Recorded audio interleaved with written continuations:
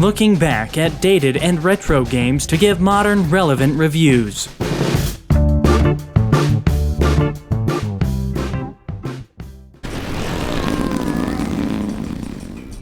So I dropped in and I had to fix 5 or 6 key bindings. Some of them were just bad.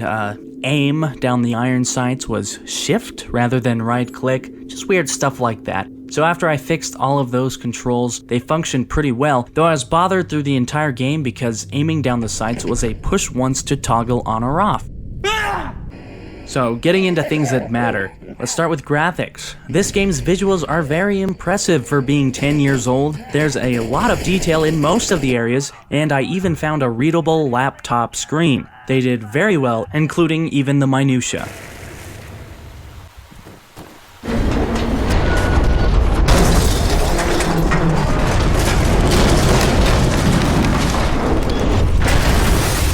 Here's a big one, gameplay. Overall, I like the feel of the combat. When the enemy's armor fails after getting shot a few times, it brings a satisfying feeling as the blue sparks stop and the blood geysers emerge. Sometimes guys blow in half, sometimes your bullets just kinda shred them into little bits and you see ribs and it's just awesome. And of course there's the slow-mo ability, which was very fun, very satisfying, and very helpful, especially when dealing with the enemy AI, which we're going to talk about next.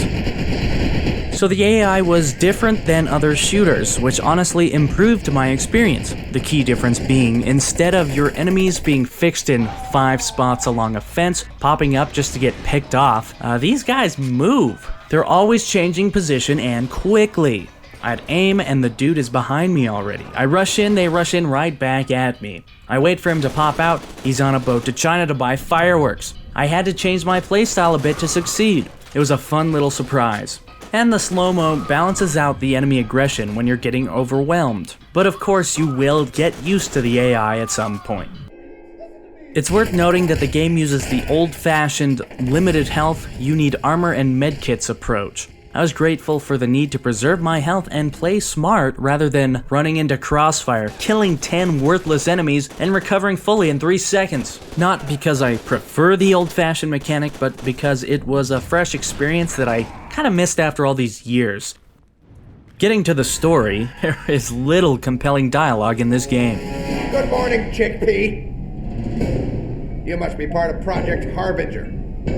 Only way to explain why Aristide would have brought you here. Commander, spotted him heading for the main entrance. Who the hell are you? You can call me Snake Fist. Snake Fist?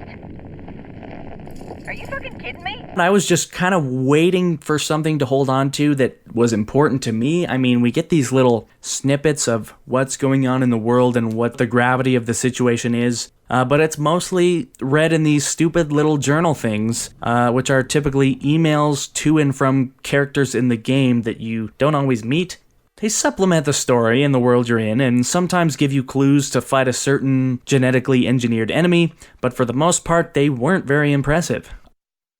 Is the game scary? As I progressed through the game, I felt it wasn't very scary when compared to the first. Now note, I did play a demo for F.E.A.R 2 around its original launch in 2009, and I felt the same way back then. The scares were in-your-face Hollywood jump scares with a lot of production, and I knew it then, and I experienced it again when I played through the entire game. F.E.A.R 1, as with any good horror game, made you say, "Oh god, look at that hallway. Oh shit, I can't go down this hallway." Another thing about the first F.E.A.R, the flashlight had to recharge if it was on too long. Now, I know it doesn't really make sense at all, but it honestly helped generate the fear that if you didn't get back under the beaming white glow of fluorescence, you were gonna get scared or something. I think the devs leaned toward building F.E.A.R 2 into a badass shooter over building a genuinely scary game. And I just run in, I trigger the generic high production scare and move on. It was kind of a letdown.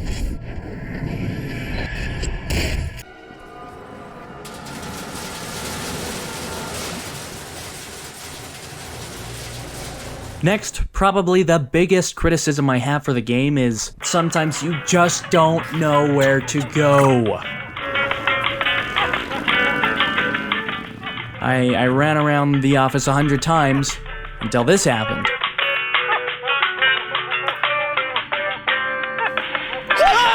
So you see, if your nose isn't pressed against the brushed metal of the elevator door, you can't see the cue to interact. Now, I know I probably should have looked closer, but this sort of thing happened many times throughout the game, often in large, poorly lit areas full of ambiguity, and they weren't even scary.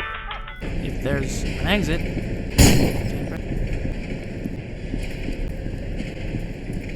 Is that it? Oh, God. No, it's not there.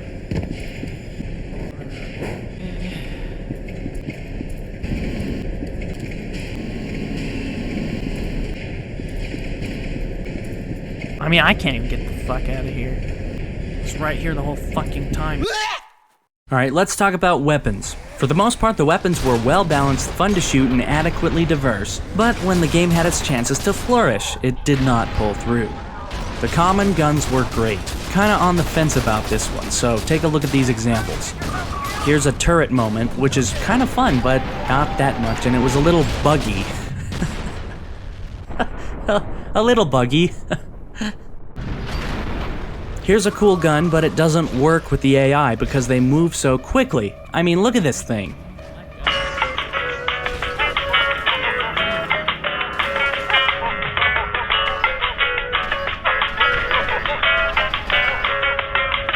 Here's a cool gun with no reticle, which is fine, but it's got this painfully off-center laser sight.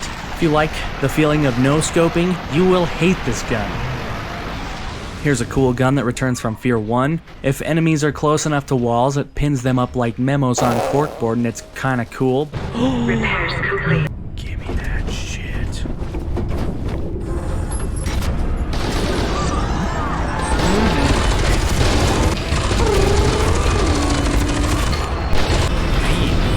Oh, no way! What? Yep. So overall, the weapons were good, but there were some mistakes here. So, the endgame here, I thought it sucked.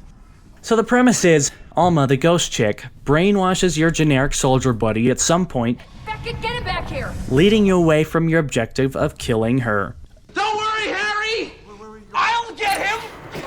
You follow this dude for 2 hours of play. He's obviously fucked because his teleporting magic ass is always just out of reach. You even drive this thing for miles, and he ends up leading you to the endgame area you were trying to reach anyway. It results in this boss fight thing, which is kinda broken because he appears behind you.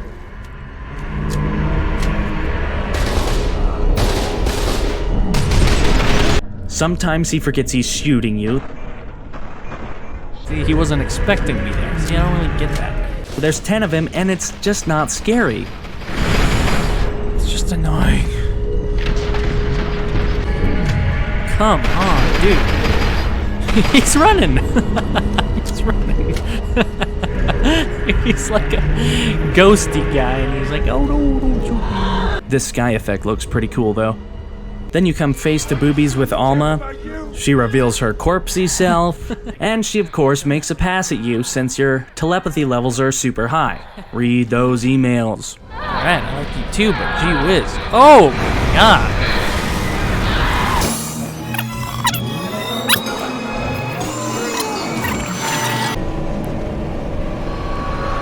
Oh no!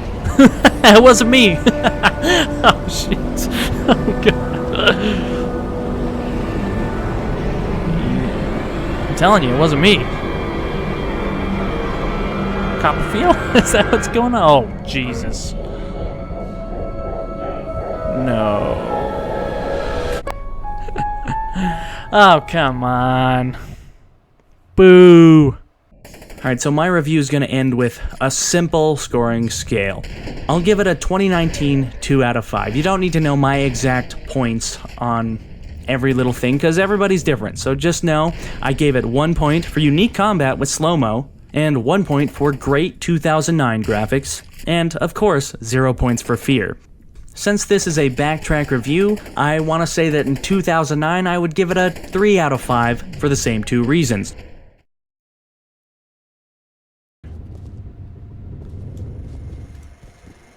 Uh-oh.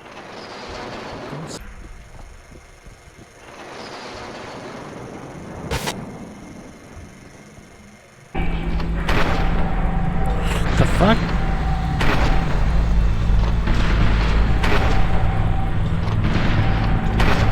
Okay, he just won't die. I will. Okay. Ah! Left? Left? What the Shoot first, kick the door second.